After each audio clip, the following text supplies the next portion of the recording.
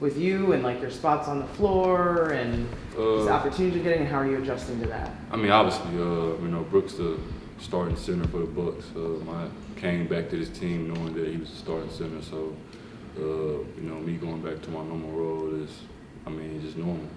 I signed back to this team knowing that I wasn't potentially probably wasn't going to be a starter anyway. So, when you're competing for a championship, obviously throughout the NBA season, injuries going to happen.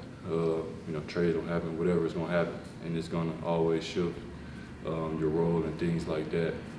I was shifted into a starting role to hold it down until he got back, and he's back now, so he's going to start. But other than that, still come off, play with swag, bring scoring off the bench, just be myself. And obviously, when you're fighting towards a championship, sacrifice is always important.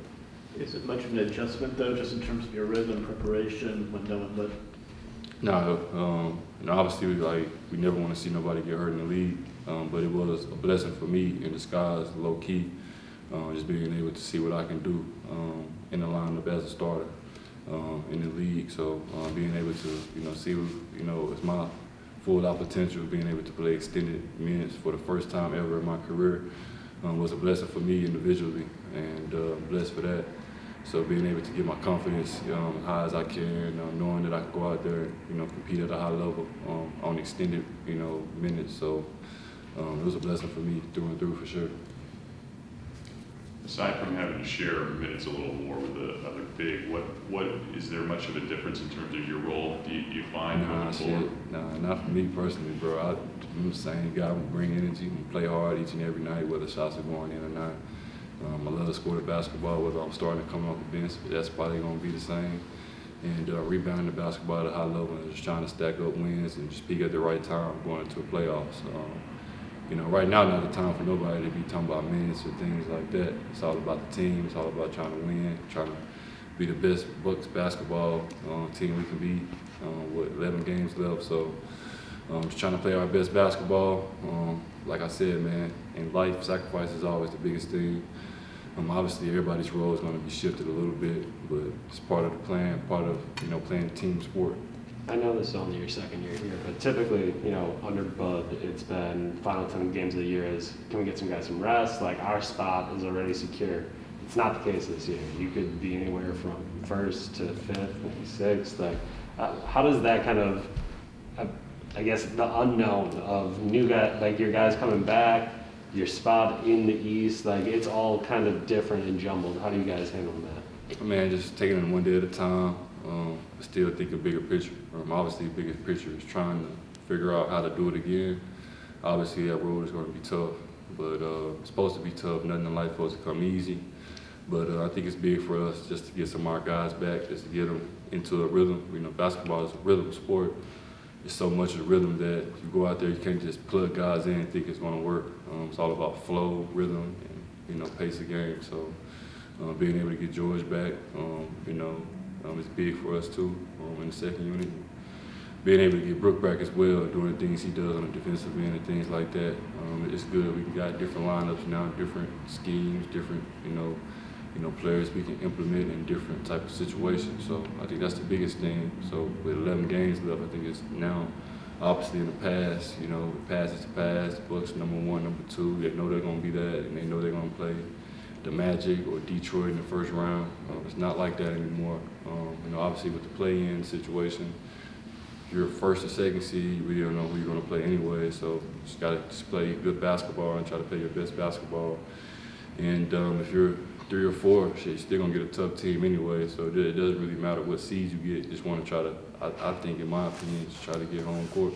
Does it help? You mentioned that it's a rhythm and flow sport, but does it help that it's Brook, Pat, and George coming back? That it's meaning y'all have played like real basketball and crunch minutes with those guys. So obviously, they'll have to work through what they need to, but in terms of the rest of you, I just think it's better for our team.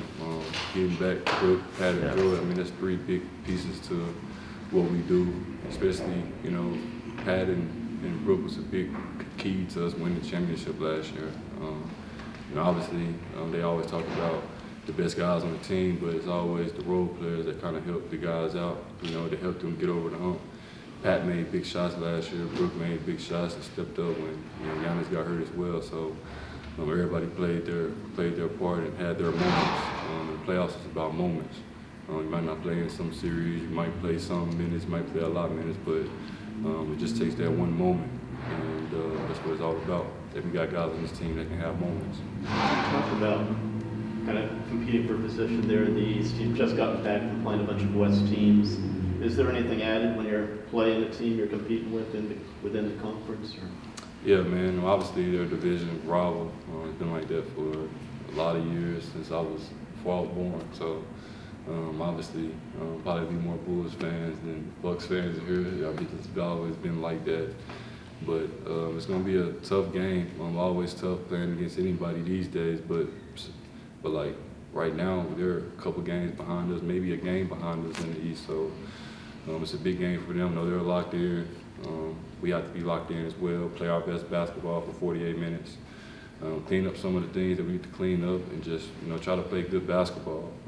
Move the basketball, firing guys rhythm. Let guys get back into a rhythm, get back into game shape, and just try to play our best basketball. Man, 11 games left. We just talked about 70 games left, so the season goes fast. So being able to peak at the right time is very important around this time for sure. It's almost April. My birthday was a couple months ago now, which is crazy. I feel like I just turned 27. Life goes fast when you're having fun, man. Still young though. Still young. Still 27, man. Still 27. One last quick question for you. Okay. You were a part of that Chicago team, and you've seen this thing. This is the first time, I think, in like 30 years that both teams could have a winning record the same year. Yep. Have you noticed this rivalry heat up a little bit, or is it kind of what it's been? So when I first got to the league, got drafted by the Bulls, played there 4 seasons from 2015, and got traded in February 2019.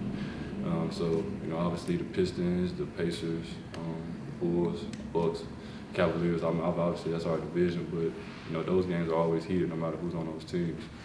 My rookie year, obviously the Browns on the Cavs and things like that, and Drummond and those guys were trying to make it like a little bad boys team on the Pistons and things like that. So, and actually George Hill was on the Pacers around the time too. So all the teams was kind of pretty good, and the Bucks was just coming up trying to peak as well.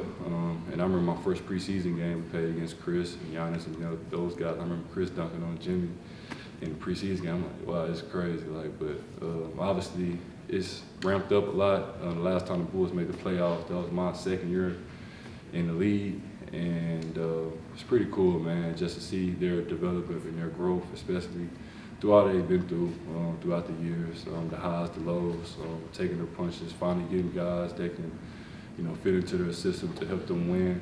And Zach LaVine, one of my good friends on the team, I talk to him all the time, so kind of cool to see your friends win sometimes. Thank you.